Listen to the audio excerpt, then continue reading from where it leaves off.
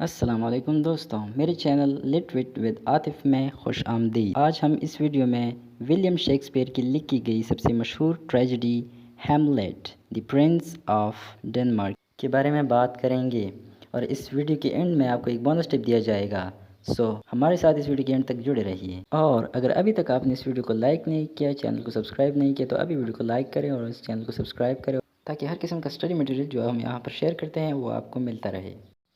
So dear viewers, سب سے پہلے ہم کریں گے ہیملیٹ کا انٹروڈکشن، اس کے بعد کیریکٹرز بیان کریں گے اور اس کے بعد اس کو سمرائز کریں گے۔ And let me tell you, summarise ہم اردو میں کریں گے اور جو ٹیکسٹ ہے وہ آپ کو اس ویڈیو میں دیا گیا ہے انگلش میں۔ تو آتے ہیں انٹروڈکشن کی طرف۔ ہیملیٹ ایک پلے ہے جس کو شیکسپیئر نے لکھا ہے، اور یہ تقریباً 1599 اور 1601 کے درمیان لکھی گئی ہے، اور یہ پلے شیکسپیئر کی بیسٹ ناؤن اور موسٹ ہائیلی ریگارڈڈ ورکس میں سے ایک ہے، اور یہ اس کی سب سے لمبی پلے ہے جس میں تقریباً 29,551 ورڈز اور 4,042 لائنز موجود ہیں۔ اس پلے کی 3 ڈیفرنٹ ورژنز ہیں جو آج تک چلتی آ رہی ہیں۔ فرسٹ ورژن جو پبلش ہوا تھا وہ 1603 میں ہوا تھا۔ سیکنڈ ورژن 1 سال بعد پرنٹ ہوا تھا 1604 میں۔ تھرڈ ورژن جو تھا وہ 1623 میں پبلش ہوا تھا as a part of first version of Shakespeare's complete works. وہ ورژن جو آج کل ہم جانتے ہیں، جو آج کل چلتا آ رہا ہے، وہ ورژن ہیملیٹ کی سیکنڈ ورژن کا کمبینیشن ہے۔ تو اب آتے ہیں کیریکٹرز کی طرف، کیونکہ کیریکٹرز کو جان کر آپ کو سمری کی سمجھ اچھی طرح آ جائے گی۔ تو کیریکٹرز میں سب سے پہلے ہے کلاڈیس، جو کنگ ہے ڈنمارک کا، موجودہ کنگ ہے۔ ہیملیٹ ہے جو سن ٹو دا لیٹ کنگ، جو کنگ مرا ہے اس کا بیٹا ہے، یعنی پرنس ہے ہیملیٹ۔ اس کے بعد ایک ہے پولونیس، لارڈ چیمبرلین ہے، ایک لارڈ ہے یعنی وزیر ہے کلاڈیس کا۔ ہوریشیو ہے، یہ ہیملیٹ کا دوست ہے۔ اس کے بعد لارٹس ہے، لارٹس پولونیس کا بیٹا ہے۔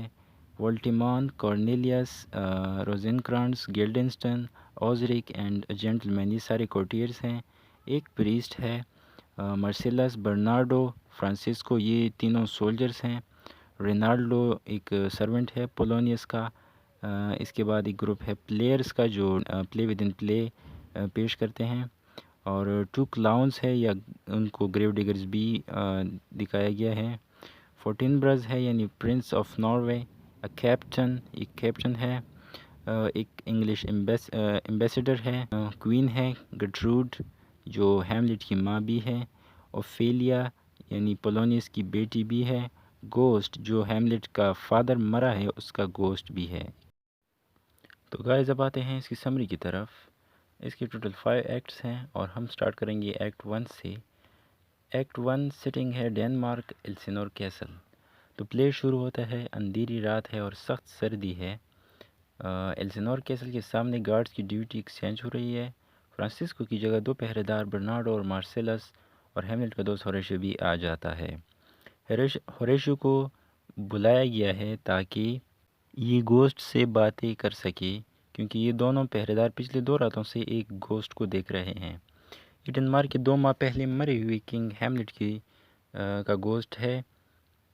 اب گوسٹ وہاں آتا ہے، ہوریشیو اس سے بات کرنے کی کوشش کرتا ہے لیکن وہ وہاں سے غائب ہو جاتا ہے۔ ہوریشیو کہتا ہے کہ اگر میں خود اسے اپنی آنکھوں سے نہ دیکھتا تو یقین نہ کرتا۔ وہ مزید کہتا ہے کہ یہ تو بالکل اسی طرح نظر آتا ہے جس طرح مرے ہوئے کنگ ہیملیٹ یعنی ناروے کا بادشاہ 14 برس سے جنگ کے دوران نظر آتا تھا۔ اسی دوران وہ گوشت دوبارہ نظر آتا ہے لیکن بغیر کچھ بولے پھر سے چلا جاتا ہے، یعنی غائب ہو جاتا ہے۔ وہ تینوں فیصلہ کرتے ہیں کہ جو کچھ انہوں نے دیکھا سب کچھ پرنس ہیملیٹ کو بتائیں گے۔ شاید یہ روح اس سے ہی کچھ بات کرے کیونکہ یہ اس کے باپ کی جیسا ہی دکھتا ہے۔ اب اگر ہم دیکھ لیں تو شیکسپیئر نے ابتدا سے ہی خوف اور ناامیدی کی جو فضا قائم کی ہے وہ ڈرامے کے آخر تک موجود رہے گی۔ تو اگلی صبح ڈنمارک کا نیا بادشاہ کلاڈیس اپنی ملکہ گٹروڈ اور دیگر کورٹیئرز کے سامنے بیٹھا ہے اور اپنی شادی کی خوشی منا رہے ہیں۔ تو دوسری طرف ہیملیٹ غمگین شکل بنا کر کالا ماتمی لباس پہنا بیٹھا ہوا ہے۔ یہاں اب کلاڈیس ایک سپیچ دیتا ہے۔ وہ کہتا ہے کہ ہماری پوری سلطنت اپنے پیارے بھائی کنگ ہیملیٹ کی موت کی وجہ سے غم میں مبتلا ہے، مگر ہمیں اپنے آپ کو اس غم میں ختم نہیں کر دینا چاہیے بادشاہ کے مرنے کا غم اور اس کی بیوہ سے شادی کی خوشی کے ساتھ ساتھ ہیں۔ اب وہ بات کو آگے بڑھاتا ہے کہ ناروے کے شہزادے فورٹینبراس ہم سے جنگ لڑنے کی تیاری کر رہا ہے، لہٰذا تم کورنیلیس اور والٹیمونٹ فوری طور پر میرا پیغام اس کے چچا کو پہنچاؤ تاکہ وہ اسے روکے۔ اس کے بعد پولونیس کا بیٹا اور اوفیلیا کا بھائی یعنی لارٹیس بادشاہ سے واپس فرانس جانے کی اجازت مانگتا ہے۔ بادشاہ پولونیس سے پوچھ کر اسے اجازت دے دیتا ہے۔ بادشاہ اور ملکہ ہیملٹ سے کہتے ہیں کہ اب اپنے مرے ہوئے باپ کے غم کو چھوڑ کر سلطنت کے کاموں میں مشغول ہو جاؤ، کیونکہ اس طرح یہ مرا ہے اسی طرح اس کے باپ دادا بھی مرے تھے۔ وہ اسے وڈنبرگ جانے سے روکنے کا کہتے ہیں، لہٰذا ہیملٹ ان کی بات کو مان جاتا ہے اور رک جاتا ہے۔ اب ہیملٹ سے ملنے ہوریشیو، برنارڈو اور مرسیلس آ جاتے ہیں اور اسے گوشت کے بارے میں بتاتے ہیں۔ ہیملٹ اسے کہتا ہے کہ آج رات وہ بھی ان کے ساتھ پہرے میں شریک ہوگا۔ پولونیس اپنے بیٹے لارٹیس کو رخصت کر رہا ہے، اس کا بیٹا اور بیٹی آپس میں باتیں کر رہے ہیں۔ لارٹیس اوفیلیا کو ہیملٹ سے دور رہنے کی صلاح دیتا ہے۔ اوفیلیا اسے یقین دلاتی ہے اور اسے بھی غلط کاموں سے منع کرتی ہے۔ پولونیس بھی اپنے بیٹے کو کچھ نصیحت کرتا ہے اور پھر وہ اوفیلیا سے ہیملٹ کے بارے میں پوچھتا ہے تو وہ اسے بتاتی ہے کہ اس نے مجھ سے محبت کا اظہار کیا ہے اور قسمیں بھی کھائی ہے۔ تو پولونیس کہتا ہے کہ ہیملٹ کو ناراض نہ کرو لیکن اس سے دور رہو، کیونکہ اس کی محبت وغیرہ سب جھوٹی باتیں اور جوانی کا جوش ہے۔ اب رات کو ہیملٹ پہرے کی جگہ پر مقررہ وقت پر پہنچ جاتا ہے۔ اب گوسٹ آ جاتا ہے، وہ اس سے بات کرنے لگتا ہے۔ گوسٹ اسے اکیلے لے جا کر بات کرتا ہے اور اسے بتاتا ہے کہ میں سام کے کاٹنے سے نہیں مرا بلکہ کلاڈیس نے مجھے زہر سے مارا ہے اور اب تم میرا ریونج لوگے۔ ہیملٹ اس بات کی سچائی جاننے کا سوچتا ہے اور خود کو پاگل ظاہر کرنے لگتا ہے تاکہ کلاڈیس کو شک نہ ہو جائے اس پر کہ وہ اپنے باپ کے قاتل کو ڈھونڈ رہا ہے۔ ہیملٹ اپنے پلان میں ہوریشیو اور ایک گارڈ کو بھی شامل کرتا ہے اور ان سے قسم لے لیتا ہے کہ آپ اس کے بارے میں کسی کو نہیں بتائیں گے۔ تو اب سٹارٹ ہوتا ہے ایکٹ 2، جس میں پولونیس اپنے بیٹی کی طرف اپنا خاص آدمی رینالڈو کو کچھ پیسے اور خط دے کر بھیجتا ہے تاکہ اس کی بیٹی کی جاسوسی بھی کر سکے۔ اب اوفیلیا آ کر پولونیس کو ہیملٹ کی میڈنس کے بارے میں بتاتی ہے۔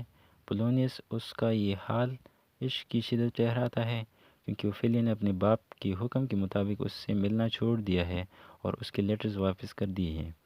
پولونیس یہ پوری بات کنگ اور کوئین کو جا کے بتاتا ہے۔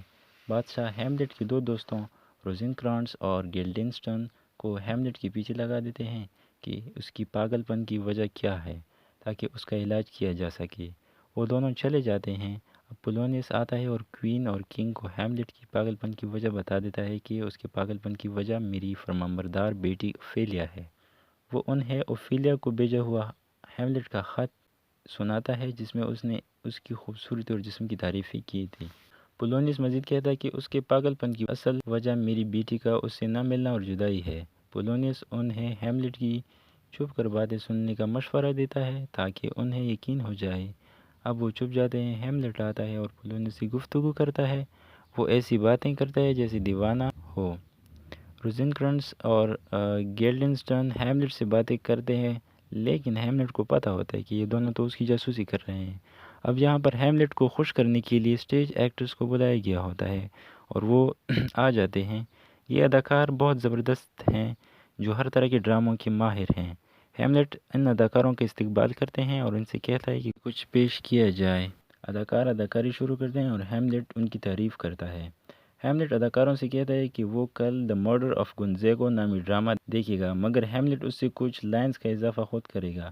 اب ہیملٹ ایک سولیلوقی میں خود سے کہتا ہے کہ اب میں ایک ایسا ڈرامہ ان اداکاروں سے کرواؤں گا کہ میرے قاتل چچا کو محسوس ہو جائے کہ وہ میرے باپ کا قاتل ہے۔ اگر اس کو کچھ محسوس نہیں ہوتا تو پھر شاید وہ روح جس سے میری بات ہوئی تھی وہ کوئی شیطانی قوت تھی جو مجھے بھٹکانا چاہتی ہے۔ اب آتے ہیں ایکٹ 3 کی طرف۔ اب ہیملٹ کنگ کلاڈیس اور کوئین گرٹروڈ دونوں کو اس ڈرامے کو دیکھنے کی پیشکش کرتا ہے اور وہ دونوں قبول کر لیتے ہیں۔ اب دوستوں یہاں پر ہیملٹ کی سب سے فیمس سولیلوقی ہے جس کو ہم کہتے ہیں ٹو بی اور ناٹ ٹو بی، جس میں ہیملٹ بہت ہی کشمکش کی حالت میں ہوتا ہے اور ہیملٹ یہ سوچتا ہے کہ اسے زندہ رہنا چاہیے یا مر جانا چاہیے، یعنی زندگی یا موت، لیکن کافی سوچ بچار کرنے کے بعد اس نتیجے پر پہنچ جاتا ہے کہ اسے زندہ رہنا چاہیے اور اپنے باپ کا بدلہ لینا چاہیے۔ اب آتی ہے اوفیلیا، وہ ہیملیٹ سے ملتی ہے اور اس کو اپنی تمام گفٹس اور لیٹرز واپس کرتی ہے جو اس نے اوفیلیا کو بھیجی تھے، اور ہیملیٹ اسے ایک بہت زبردست بات بتاتا ہے کہ تم ایک نن بن جاؤ۔ ہیملیٹ کی اس بات سے کلاوڈیس اور پولونیس دونوں کنفیوز ہو جاتے ہیں جو چھپ کر ان کی باتیں سن رہے تھے۔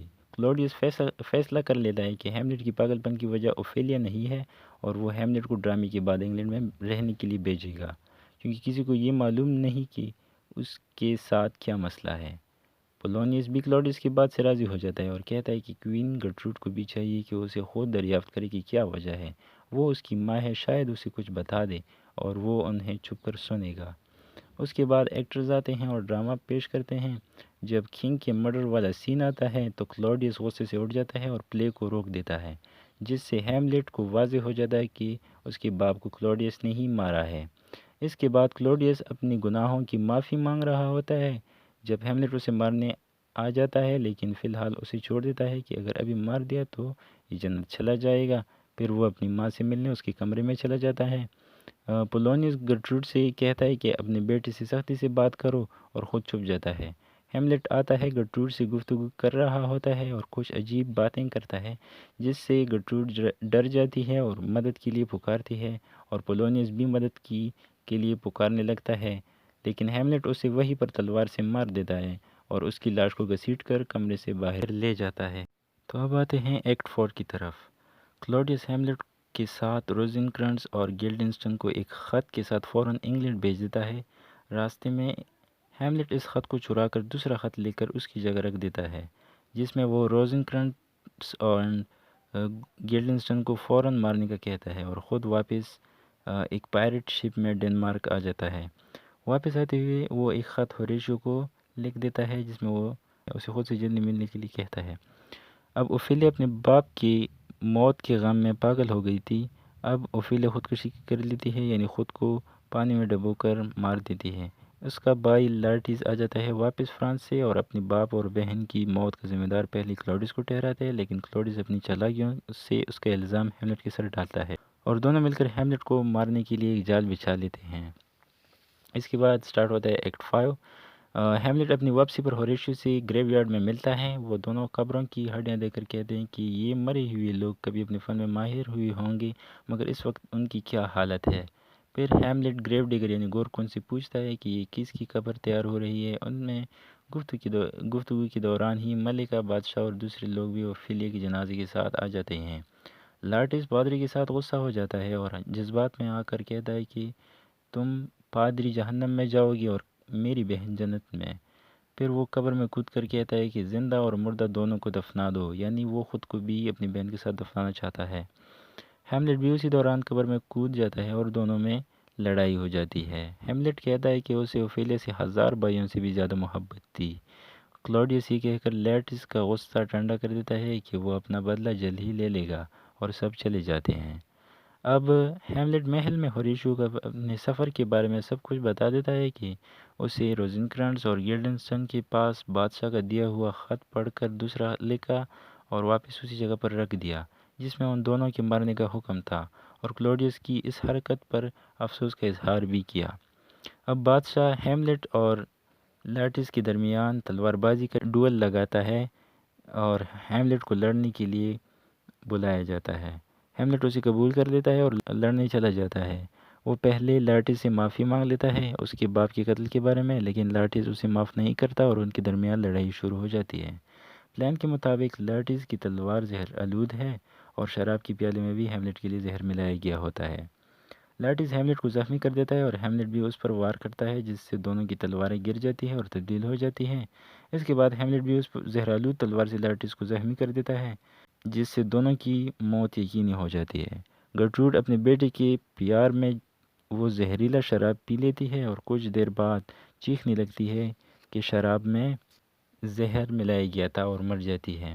ہیملیٹ کی حالت خراب ہے اور لارٹس بھی تکلیف محسوس کر رہا ہے، مگر وہ ہیملیٹ کو بتاتا ہے کہ اس کی ماں کو بادشاہ نے زہر سے مارا ہے اور ہیملیٹ خود بھی تلوار کی زہر سے جلد ہی مر جائے گا۔ ہیملیٹ بادشاہ کو بھی تلوار سے مار دیتا ہے اور اسے زہر کا پیالہ بھی زبردستی پلا دیتا ہے۔ لارٹز ہیملیٹ سے معافی مانگتا ہے اور کہتا ہے کہ بادشاہ کا درست انجام ہوا اور ہیملیٹ کو معاف کر دیتا ہے۔ ہیملیٹ بھی اسے اچھا انسان کہتا ہے اور ہوریشیو سے کہتا ہے کہ وہ مر رہا ہے مگر تمام حالات لوگوں کو بتائے جائیں۔ ہوریشیو بھی زہر پینے کی کوشش کرتا ہے مگر ہیملیٹ کے رکنے پر رک جاتا ہے۔ اب فورٹینبرس بھی اپنی فتح کے بعد وہاں پہنچ جاتا ہے۔ ہیملیٹ کہتا ہے کہ اس کے مرنے کے بعد فورٹینبرس ہی بادشاہ ہوگا اور وہ مر جاتا ہے۔ فورٹینبرس ہیملیٹ کی تعریف کرتا ہے اور کہتا ہے کہ ہیملیٹ کو پورے اعزازات کے ساتھ دفنا دیا جائے گا۔ ہوریشیو کہتا ہے کہ وہ عوام کو درست حالات سے آگاہ کرے گا تاکہ عوام کے دل میں اٹھنے والی تشویش کو دور کر سکے، اور یوں ہیملیٹ کے سارے خاندان کا خاتمہ ہو جاتا ہے اور نیا بادشاہ فورٹینبرس بن جاتا ہے ڈنمارک کا۔ تو دوستوں اب آتے ہیں بونس ٹپ کی طرف۔ ویسے تو ہیملیٹ پر بہت ساری موویز بنی ہے، لیکن اگر آپ کوئی ایسی مووی کی تلاش میں ہیں جو ہیملیٹ پر بنی ہو اور وہ اردو یا ہندی میں بھی ہو، تو آپ بالی ووڈ مووی حیدر کو ضرور دیکھیے۔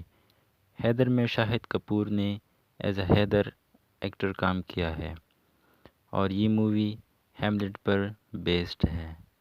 تو دوستوں امید کرتا ہوں کہ ویڈیو آپ کو اچھی لگی ہوگی، اور اگر اچھی لگی ہے تو اس ویڈیو کو لائک کریں اور چینل کو سبسکرائب کریں۔ تو ملتے ہیں اگلے ویڈیو میں، تب تک کے لیے اللہ حافظ and thank you for watching us.